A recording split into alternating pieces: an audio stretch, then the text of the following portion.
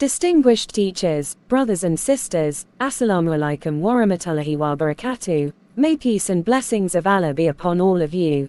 It is a great honor for me to stand here now as the representative of my school to participate in this annual English speech contest. Also, it is an honor for me to be able to share with you some of my thoughts on growing marine spirit toward Indonesia's development nowadays. Oh my noble brothers, today is the day we celebrate the Independence Day of the Republic of Indonesia. Today certainly makes us remember our predecessors, freedom fighters who have sacrificed all their souls and bodies to dispel and expel the invaders from our homeland, beloved Indonesia.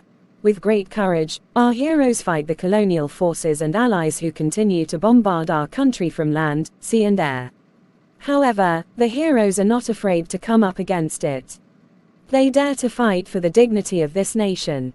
That spirit is what we should continue to achieve long-lasting glory. We should not be oppressed by other nations who arbitrarily colonize improper means such as drug smuggling and so on. Therefore, on this occasion, allow me to deliver a speech about growing the marine spirit towards JALASVEVAJAYAMAHE within the frame of excellent human resources for Indonesia's development.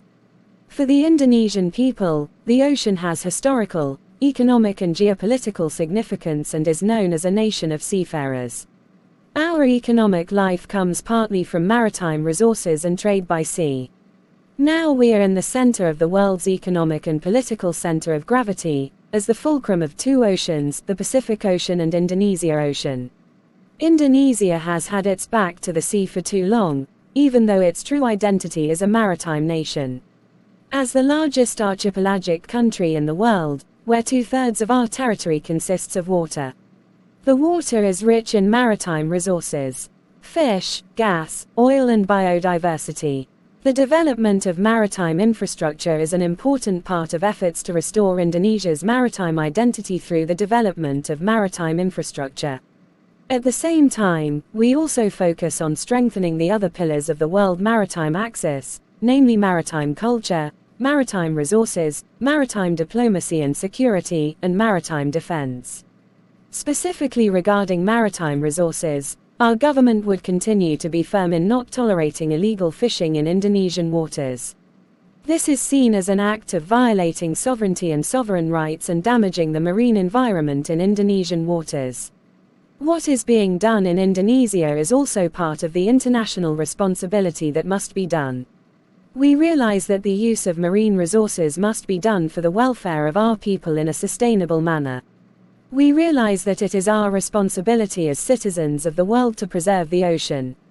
We also realize, as a power between two oceans, we are obliged to participate in maintaining the safety of shipping. The current government is committed to making Indonesia the world maritime axis, revoicing Jalasva Jayamahe, and returning to our identity as a maritime nation. We will build maritime infrastructure, protect our marine resources from illegal and destructive exploitation, utilize the marine wealth for our people, maintain the security and safety of the sea as the lifeblood of world trade, preserve it for our children and grandchildren and for the world. I think enough for this speech and I am sorry if I make mistakes in delivering words and thanks for your nice attention. Wassalamu alaikum warahmatullahi wabarakatuh.